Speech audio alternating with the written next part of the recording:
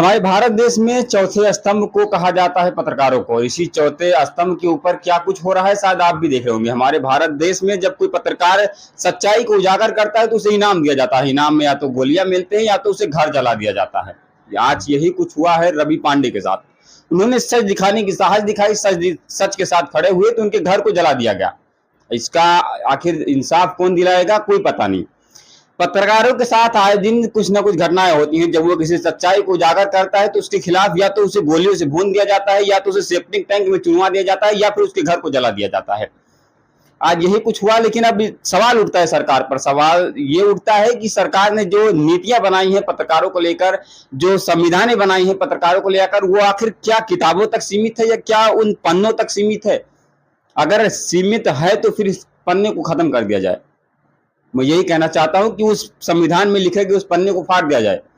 इस तरीके से लगातार जब घटनाएं सामने आती हैं, कुछ ऐसा होता है तो यकीन मानिए दिल दहल जाता है एक बार के लिए। जब ऐसे एक पत्रकारों को भारत देश का चौथा स्तंभ कहा जाता है।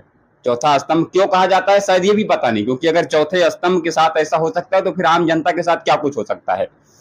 जब कोई पत्रकार आम जनता के खिलाफ खड़ा होकर, आम जनता के साथ खड़ा होकर उनकी आवाजों को बुलंद करने की कोशिश करता है तो उसके घर को जला दिया जाता है। अब आप सभी को साइड में एक घर जलता हुआ दिख रहा होगा। ये घर है रवि पांडे का।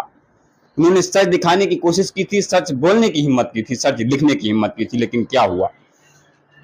अगर ऐसे ही चलता रहा तो भारत देश की पत्रकारिता एक दिन मर जाएगी और कुछ चाटुकार पत्रकार ही बचेंगे, सरकार के खिलाफ जो सरकार के साथ बोलेंगे, सरकार की भाषा बोलेंगे। बाकी आगे चलिए बताते हैं आप सभी को इसके पीछे क्या कुछ कहानी थी और क्या कुछ हुआ था।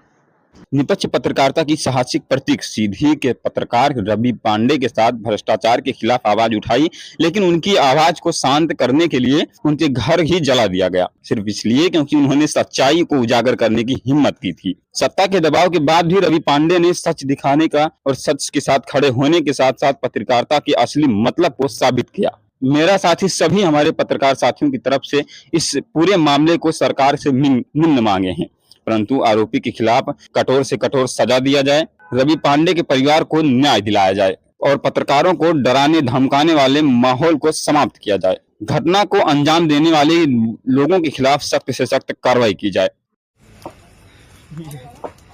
ये जला रही है।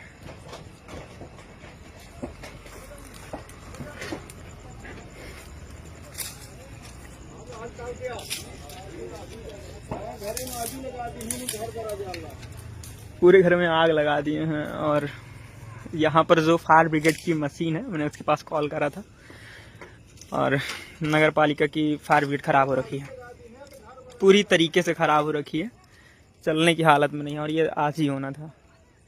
हालांकि अभी तक हम लोग न्यूज़ बनाते थे और आज अपना न्यूज़ बन रहा है।